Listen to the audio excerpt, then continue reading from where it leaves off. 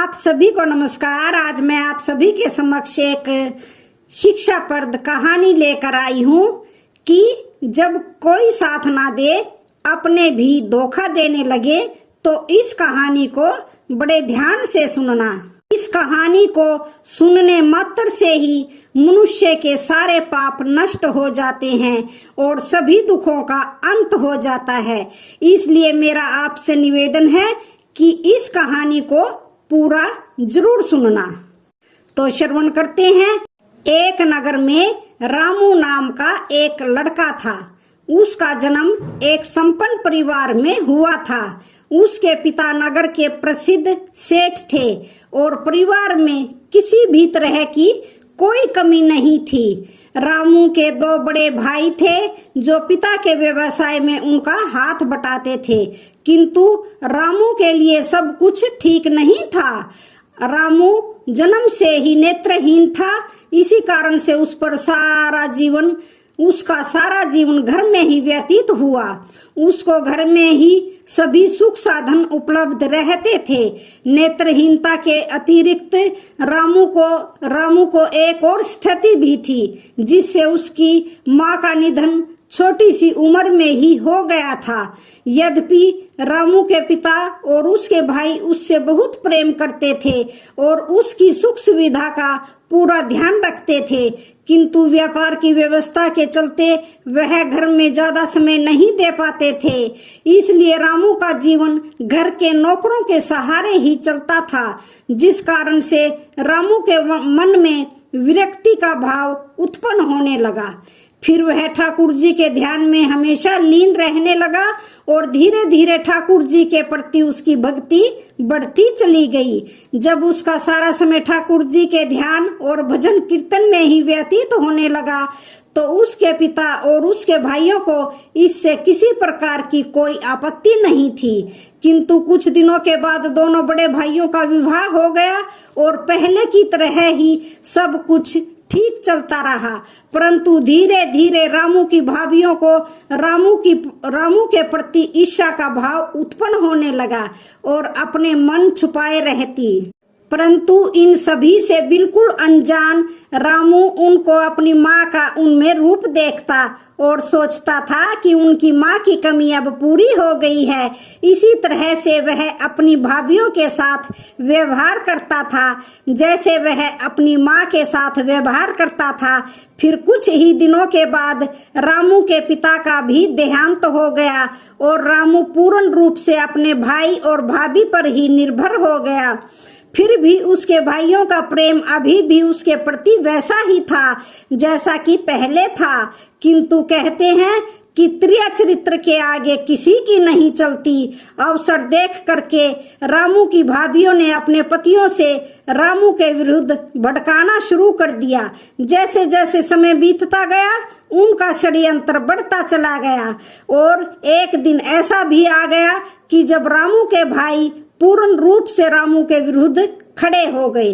अब वे भी रामू से जलने लगे थे। इन सब बातों से बिल्कुल अनजान सरल हृदय रामू जब भी ठाकुर जी की भक्ति में लीन रहता था, वह अपने भाइयों और भाभियों के प्रति मन में किसी भी प्रकार की कोई शंका नहीं रखता था। किंतु ऐसा कब तक चलता? आखिर एक दिन भाइयों की पत्नियों ने पतियों को समझाया कि इस नेत्रहीन के मोह में क्यों फंसे हो, इससे मुक्ति प्राप्त करो, अन्यथा एक दिन तुमको अपनी संपत्ति इसके साथ बांटनी पड़ेगी। इस संपत्ति पर इसका क्या अधिकार है? इसने जीवन भर क्या किया है? यह जो कुछ भी है सब तुम्हारे ही परिश्रम के कारण आज है, लेकिन इसी में से इसको कुछ ना कुछ देना पड़ जाएगा। फिर आखिर इसको क्यों संपत्ति दी जाए? आखिरकार भाइयों के मन में भी कपट आ गया और एक दिन सबने मिलकर रामू से कहा कि अब तुम्हारा बोझ हम और अधिक समय तक नहीं उठा सकते, इसलिए हम तुम्हारे रहने और खाने का प्रबंध दूसरी जगह कर देते हैं। अब तुम वही रहा करो। तुमको समय पर खाना, कपड़ा और जो कुछ भी सुविधाएं हैं, आवश्यक सामग्री है, वह सब कुछ मिलती रहेगी। तुमको किसी प्रकार का कोई कष्ट नहीं होने देंगे। फिर रामू ने अपने भाइयों के मुख से इस प्रकार की बात को सुन करके रामू बिल्कुल अचंभित हो गया और उसकी आंखों से झरझर आंसू बह निकले, किंतु वह सब कुछ भी बोल पाने की स्थिति में नहीं रहा।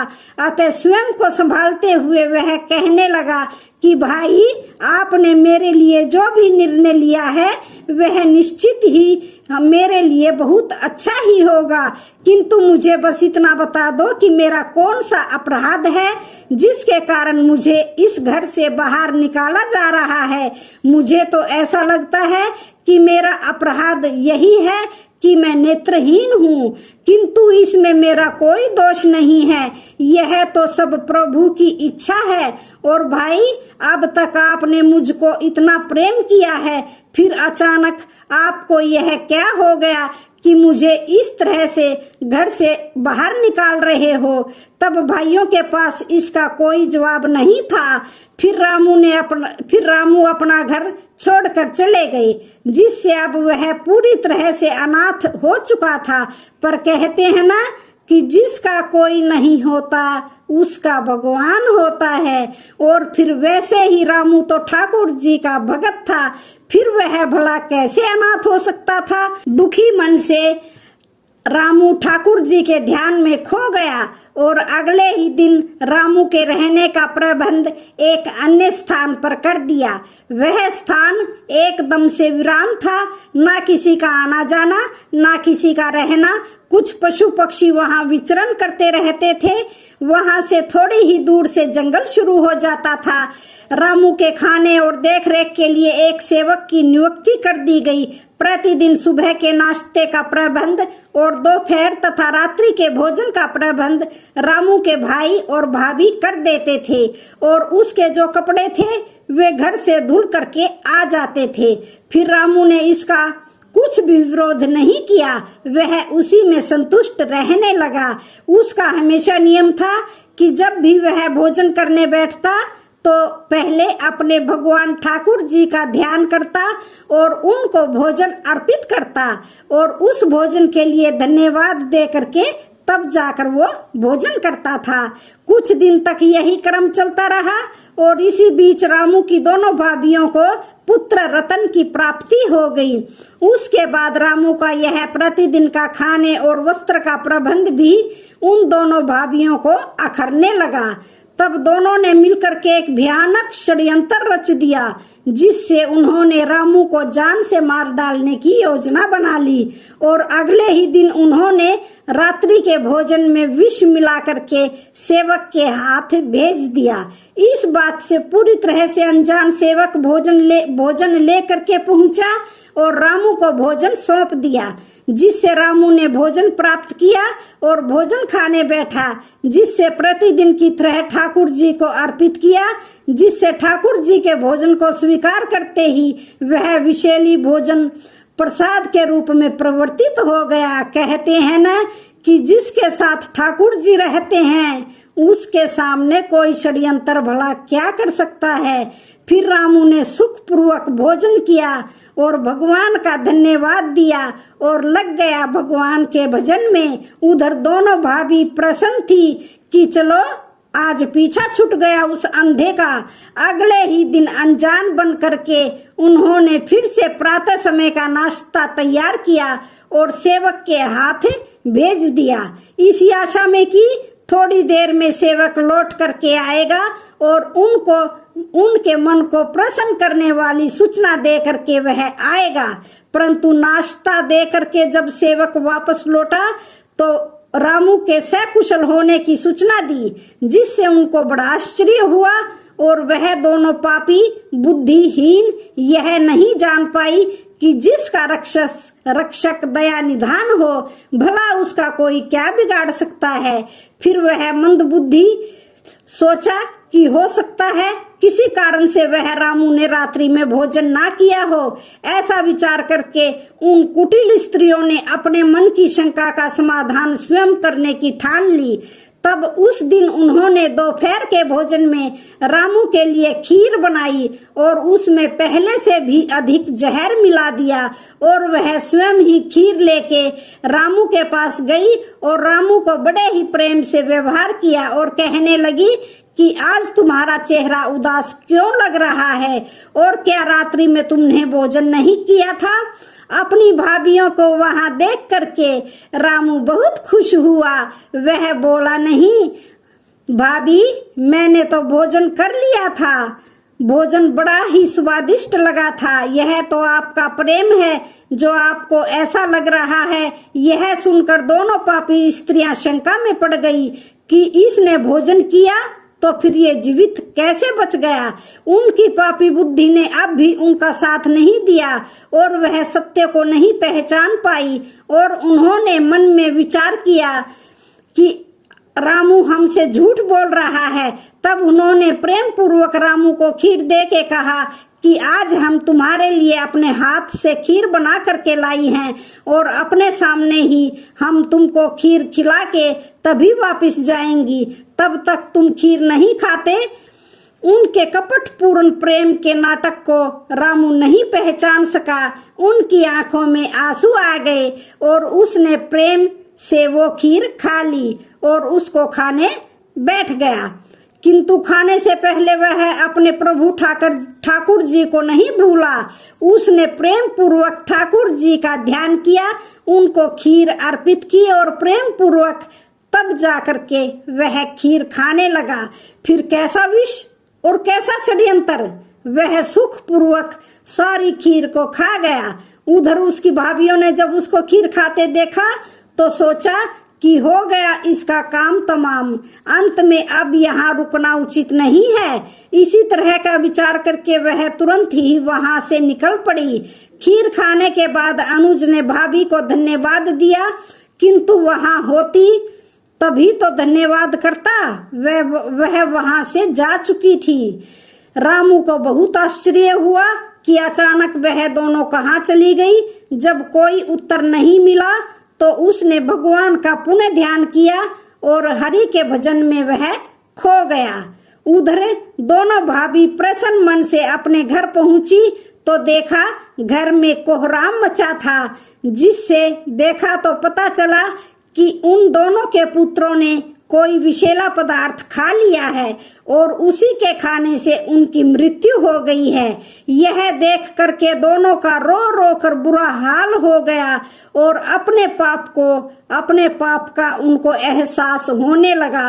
वह जान गई कि भगवान ने उनको उनके कर्मों का दंड दिया है। उधर एक सेवक दौड़ करके रामू के पास पहुंचा और सारी घटना सुनाई, जिससे सुन करके रामू एकदम से विचलित हो गया और रो पड़ा। फिर वह सेवक से बोला, भाई मुझको वहां ले चलो। तब सेवक रामू को लेकर के घर पहुंचे और वहां जाकर रामू ने देखा कि सभी लोग जोर जोर से विलाप कर रहे हैं। फिर उन्होंने रामू को वहां जीवित खड़ा देख करके दोनों भाभी अचंभित हो गई। अब उनको इस बात का विश्वास हो गया था कि जिस रामू को उन्होंने ठुकरा दिया था और जिसकी हत्या करने की चेष्टा की थी, भगवान स्वयं उसके साथ हैं। इसलिए उसका कोई भी बाल बांका नहीं कर सका है, बल्कि भगवान ने उसको ही उनकी करनी का फल दे दिया है। और वह दोनों कुटिल स्त्रियां रामू से भयभीत हो करके उनके पैरों में पड़ी और अपने सारे अपराध उन्होंने स्वीकार कर लिए और उनसे क्षमा करने की दुहाई देने लगी, जिससे रामू और उसके भाई उन दोनों के षड्यंत्र को सुन करके हैरान थे। लेकिन रामू तो वहां उन बच्चों की खातिर आया था। रामू ने सेवक से कहा, मुझको बच्चों तक पहुंचा दो। सेवक ने ऐसा ही किया। फिर बच्चों के पास पहुंच करके रामू ने अपने प्रभु को ध्यान किया और प्रार्थना की, हे प्रभु, आज मेरी लाज आपके हाथ में है। इन दोनों मासूमों को जीवन दान दे दो या फिर मेरा ही जीवन ले लो। ऐसी प्रार्थना कर रामू ने दोनों बच्चों के सर पर हाथ रखा। ठाकुर जी की लीला हुई। अपने भक्त की पुकार को सुन करके पल भर में ही दोनों बच्चे जीवित हो गए। यह देख करके रामू के भाई और भाभी को बहुत लज्जा आई और उन्होंने रामू से अपने कर्मों के लिए क्षमा मांगी और कहा कि अब उसको कहीं भी जाने की जरूरत नहीं है, वह अब यही रहेगा पहले की तरह। किंतु रामू तो सर्वत्र अब उसके ठाकुर जी के हो गए थे, उसको इन बातों से भला क्या लेना देना था।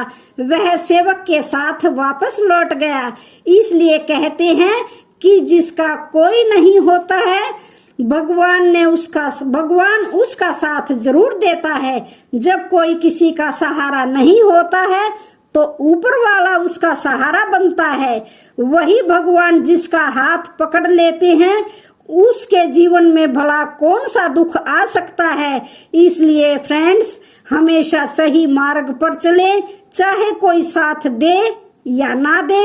अपने मन को एकाग्रता करके प्रभु की भक्ति में लीन रहें। कोई बाल भी बांका नहीं कर सकता है तुम्हारा। तो आज की वीडियो का यहीं पर समापन होता है। वीडियो अच्छी लगी हो तो चैनल को लाइक शेयर सब्सक्राइब जरूर करें। धन्यवाद।